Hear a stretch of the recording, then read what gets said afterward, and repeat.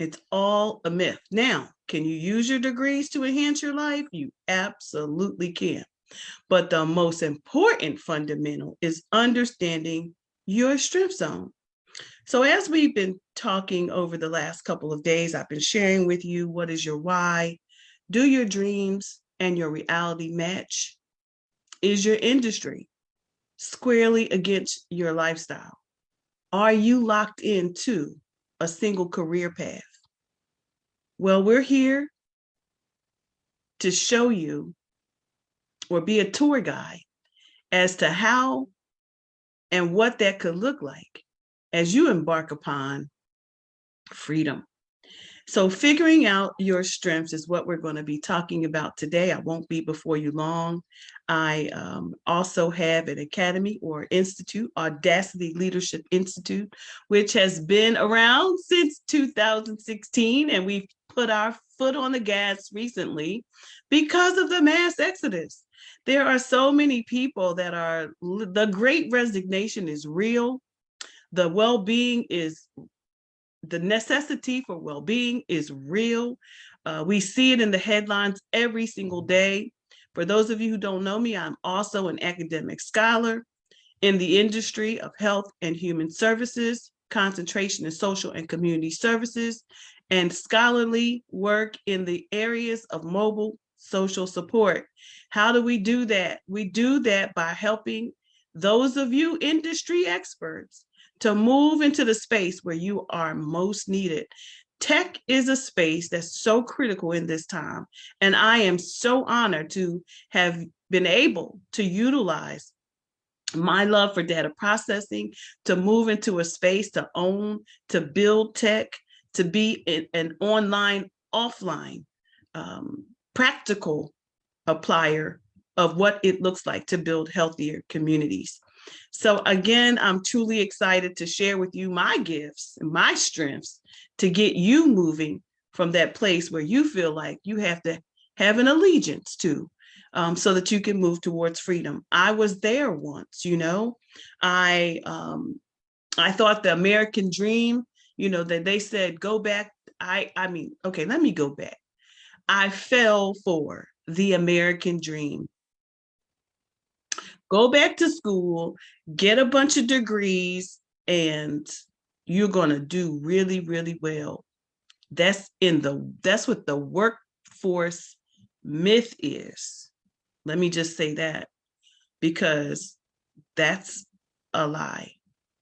Depending on who you are, they should have added that part. That's the equity that we fight for every day. And so I'm here to share again what it looked like to use my strengths in hopes that it can help you to stand in your power and develop your strengths to move from allegiance to freedom. Figuring out your strengths, there is a method to that, but I want to talk about how technology has increased your ability for that the world can be your client. Absolutely, the world can be your client. Let me tell you why. When I first started this journey as an entrepreneur in 2001, building computer centers in my community so that my neighbors could have access to computers, it was a strength. It was a strength identified. It was what I was able to do. I had the skill sets to do it. I didn't need, I built been doing it along academia, along my work history. So I knew this was a strength and knew it was something that was needed in my community.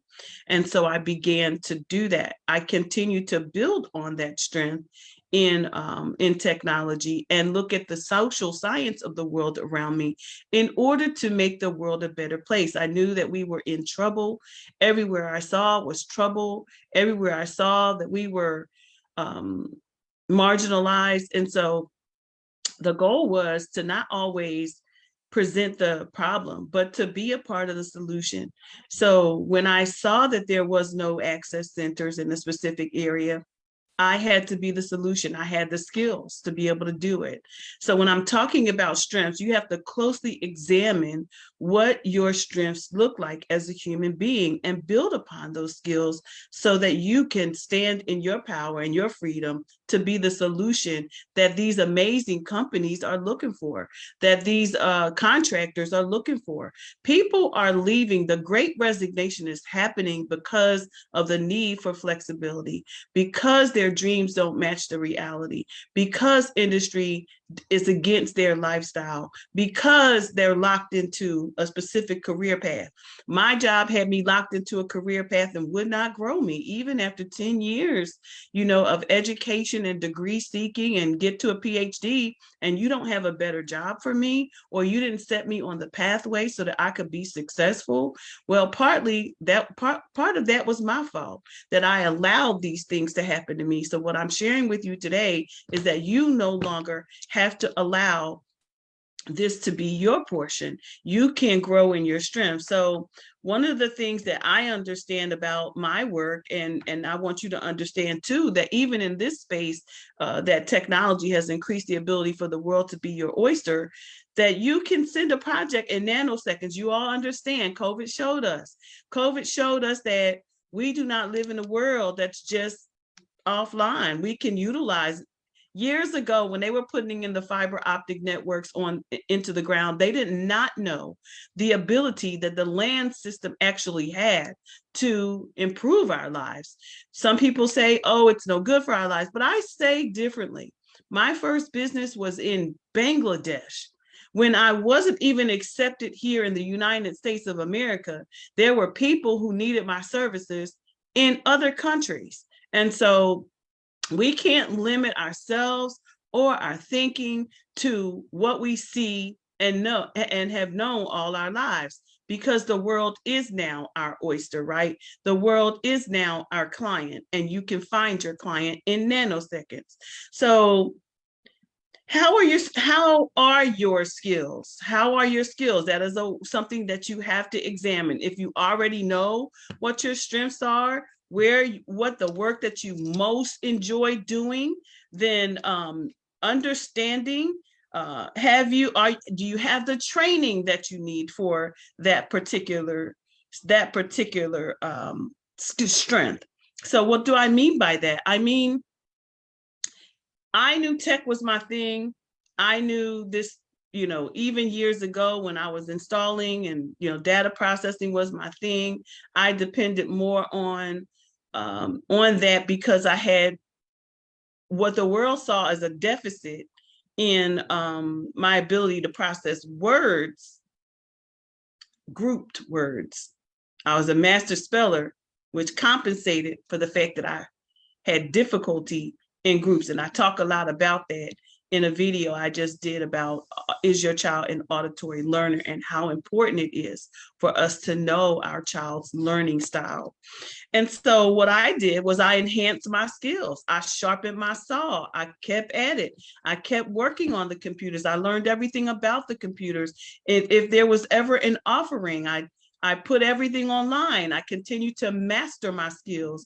I continued to build. I built a whole institute online for individuals to be able to offer you space, to build curriculum design, to offer you virtual space, virtual offices, virtual opportunities to have an office space, virtual co-working space, virtual. This is what all the things that are being currently offered in the space, but I had to work my gift.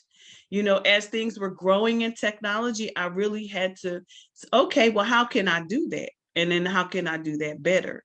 And then how can I create this culture of well-being for my people, right? Who are always, there's always a handout, always someone asking us for something. Our dollars never stay in our community because we're always putting them out, and buying from others versus having someone who they can buy from, right? So we talk about that. Now, I want to talk a little bit about that because I think that's important when we talk about our money going out of the community, that we don't have enough. It doesn't have a lifespan within our culture. Have we created what we needed that is so pivotal. Like, it is a problem, but have we created what we need to keep our money in the community? So by understanding that we have to be the solution, my goal was to use my gifts to create something that will be the solution that we can keep our money in the community. Not to mention, this is also, when we think about collective, we think about it in the way that all of society benefits. So now we have a way to develop funds, to develop monies for our nonprofit missions, which is only a tax status. It's a tax status, but nothing said that we can't make money. Our funders want to see us have sustainable business models. And I think when we think about nonprofits, we always think, oh, build a donor base, build a funder base, build apply for a grant. Yes, we can do all those things because we have a tax status, but it doesn't mean that we shouldn't have an appropriate business model. And so for me, it's always been about sustainability. That's why Audacity was started in the first place. Audacity Group Social Enterprise was created as a model to support, to provide sustainability to nonprofit entities. So I am honored to be able to use. And so when I say your strengths, you have to hone in on those strengths. Do you need additional training? How about retooling, recertifying? Today we are certified. We're certified with the SAM government. We're in the hub system. We're in the NC portal. We are hub certified firm. And you have to keep building upon that thing, the strength of the thing that you have, in order to go from allegiance to freedom. And so the more you know, this without my husband, I remember him saying this: the more you know, babe, the further you go. And you can go, and the higher you set your prices. The more you know, the further you go, and the higher you set your prices to go from allegiance to freedom.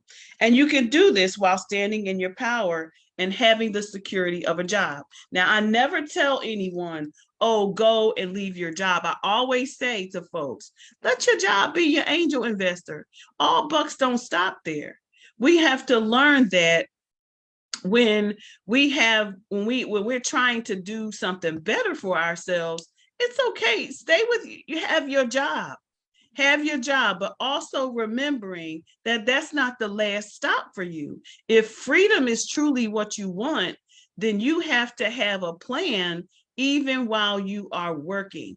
And while you're working, you be developing your strength. That's exactly what I did.